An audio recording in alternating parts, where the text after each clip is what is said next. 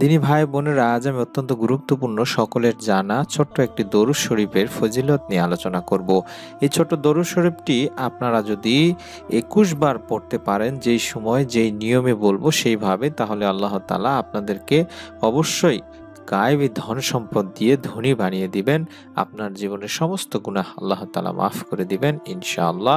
বিশ্বনবী সাল্লাল্লাহু আলাইহি সাল্লাম নিজেই এই হাদিসে কথাগুলো বলেছেন। আমি অনুরোধ করছি গুরুত্বপূর্ণ ভিডিওটি অবশ্যই না টেনে সম্পূর্ণ দেখার জন্য। যারা এই মুহূর্তে ভিডিওটি দেখছেন, দয়া করে সকলে এই ভিডিওটিতে একটি লাইক দিয়ে চ্যানেলটি সাবস্ক্রাইব করে বেল বাটনটি অন করে রাখবেন আমাদের নতুন ভিডিওগুলো সঙ্গে সঙ্গে পাওয়ার জন্য। চলুন সম্পূর্ণ ভিডিওটি দেখি। মুসলমানদের জন্য রাসূল করিম সাল্লাল্লাহু আলাইহি ওয়াসাল্লামের উপর দরুদ শরীফ পাঠ করা সকল ইবাদতের চেয়ে উত্তম। ফেরেশতাগণ ও ঈমানদারকে নবীর প্রতি দরুদ পড়ার নির্দেশ আল্লাহ তাআলা নিজেই দিয়েছেন। নবীর প্রতি দরুদ পড়ার অর্থই হলো আল্লাহর আদেশের বাস্তবায়ন ও হুকুম পালন করা। মহান আল্লাহ তাআলার নির্দেশ হলো, নিশ্চয় আল্লাহ ও তার ফেরেশতারা নবীর প্রতি সালাত দরুদ পেশ করেন।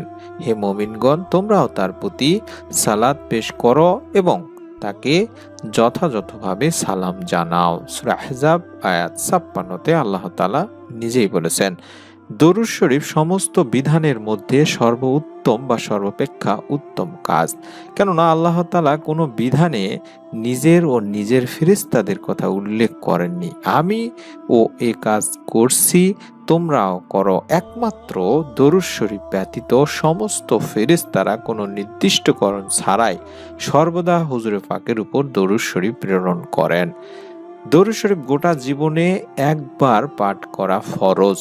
যেখানেই মহানবীর সাল্লাল্লাহু আলাইহি সাল্লামের নাম আসবে, একবার পাঠ করা ওয়াজিব। নামাজের অভ্যন্তরে আত্তাহিয়াতু পড়ার পর আমরা এর পাঠ করা সুন্নত, আর সর্বদা পাঠ করা হচ্ছে মুস্তাহাব। আল্লাহ তাআলা তার প্রিয় হাবিবের প্রশংসা ও গুণগান মর্যাদাময় স্থানে করেছেন এবং তার উপর রহমত প্রেরণ করেছেন। ফেরেশতাগণও আল্লাহ রাসূল সাল্লাল্লাহু আলাইহি ওয়াসাল্লামের মহত্ব বর্ণনা করেছেন।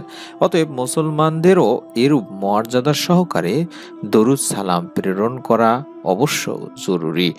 পৃথিবীর প্রতিটি বস্তু মহান আল্লাহ তাআলার গুণগান করে, কিন্তু আল্লাহ তাআলা স্বয়ং তার বিশ্বনবী সাল্লাল্লাহু আলাইহি ওয়াসাল্লামের উপর দরুদ শরীফ পাঠ করেন। এই জন্য দরুদ শরীফ পাঠ করা একটি শ্রেষ্ঠ ইবাদত বটে। হযরত আব্দুল্লাহ ইবনে আমর আস রাদিয়াল্লাহু তাআলা আনহু হতে বর্ণিত, আল্লাহ রাসূল সাল্লাল্লাহু আলাইহি সাল্লামকে বলতে শুনেছি, যে ব্যক্তি আমার প্রতি একবার দরুদ পাঠ করবে, আল্লাহ তার উপর ১০ বার দরুদ পাঠ করবেন। সহিহ মুসলিম হাদিস নম্বর ৩৮৪-তে বলা হয়েছে। এছাড়াও হযরত ইবনে মাসউদ রাদিয়াল্লাহু তাআলা আনহু থেকে বর্ণিত, আল্লাহ রাসূল সাল্লাল্লাহু আলাইহি সাল্লাম বলেছেন, কিয়ামতের দিন সেই ব্যক্তি সব লোকের তুলনায় আমার বেশি নিকটবর্তী হবে বা কাছে থাকবে, যে তাদের মধ্যে সবচেয়ে বেশি আমার উপর দরুদ পাঠ করবে বা পড়বে। সুনানে তিরমিজি ৪৮৪ নম্বরে বলা হয়েছে। হযরত আলী রাদিয়াল্লাহু তাআলা আনহু থেকে বর্ণিত, তিনি বলেন, আল্লাহ রাসূল সাল্লাল্লাহু আলাইহি সাল্লাম বলেছেন, প্রকৃত কৃপণ সেই ব্যক্তি যার কাছে আমি উল্লেখিত হলাম, অর্থাৎ আমার নাম উচ্চারিত হলো, অথচ সে আমার প্রতি দরুদ পাঠ করলো না। সুনানে তিরমিজি ৩৫৪৬ হাদিসে বলা হয়েছে। হযরত আবু বকর সিদ্দিক রাদিয়াল্লাহু তাআলা আনহু হতে বর্ণিত, তিনি বলেন, আমি বিশ্বনবী প্রিয় নবী সাল্লাল্লাহু আলাইহি ওয়াসাল্লামকে ইরশাদ করতে শুনেছি, যে ব্যক্তি আমার উপর দরুদ পাঠ করবে, আমি কিয়ামতের দিন তার জন্য সুপারিশকারী হব। সুবহানাল্লাহ। হযরত ওমর ফারুক রাদিয়াল্লাহু তাআলা আনহু আরো বলেন, নিঃসন্দেহে প্রত্যেক দোয়া আসমান ও জমিনের মধ্যখানে বা মাঝখানে ঝুলন্ত অবস্থায় থাকে, তা থেকে কিছুই উপরে আরোহণ করে না, অর্থাৎ আল্লাহ তাআলার কাছে পৌঁছায় না, যতক্ষণ না তুমি তোমার নবীর উপর দরুদ শরীফ পড়বে। সুবহানাল্লাহ। দরুদ পাঠের অসংখ্য ফজিলত রয়েছে দিনী ভাই বোনেরা। তার মধ্যে সবচেয়ে বড় ফজিলত হলো দরুদ পাঠকারীর উপর আল্লাহর রহমত নাজিল হয়। কেননা আল্লাহ এক বিন্দু রহমত সমগ্র পৃথিবীর চেয়েও বড় এবং প্রশস্ত।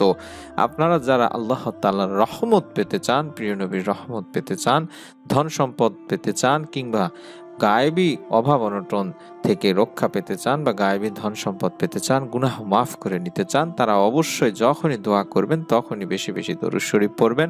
যখনই আপনি যা কিছু চাইবেন আল্লাহ তাআলার কাছে তখনই বেশি বেশি দরুদ শরীফ পড়বেন। আজকের এই আমলটির কথা আমি আপনাদের সামনে তুলে ধরলাম। এই আমলটি আপনারা প্রত্যেক নামাজের পরে, বিশেষ করে নফল নামাজগুলোর পরে দরুদ শরীফ অন্তত 21 বার করে পড়বেন। নফল নামাজগুলোর পরে দরুদ শরীফ 21 বার করে পড়ার পরে আপনার কাঙ্ক্ষিত চাহিদা আল্লাহ তাআলার কাছে বলবেন। যেমন আপনি এই দোয়াটির মাধ্যমে আল্লাহ তাআলার কাছে গায়েবী সাহায্য চাইতে পারেন, অর্থাৎ ধন সম্পদ চাইতে পারেন, আপনি রিজিক চাইতে পারেন। যে দোয়া ও প্রার্থনার বরকতে ফেরেশতাকুল ও মানব জাতিরা স্ব জীবিকা প্রাপ্ত হয়ে থাকে, সেই দোয়াটি আপনি করবেন। দোয়াটির বাংলা উচ্চারণ হচ্ছে সুবহানাল্লাহি ওয়া বিহামদিহি সুবহানাল্লাহিল আযীম ওয়া বিহামদিহি আস্তাগফিরুল্লাহ।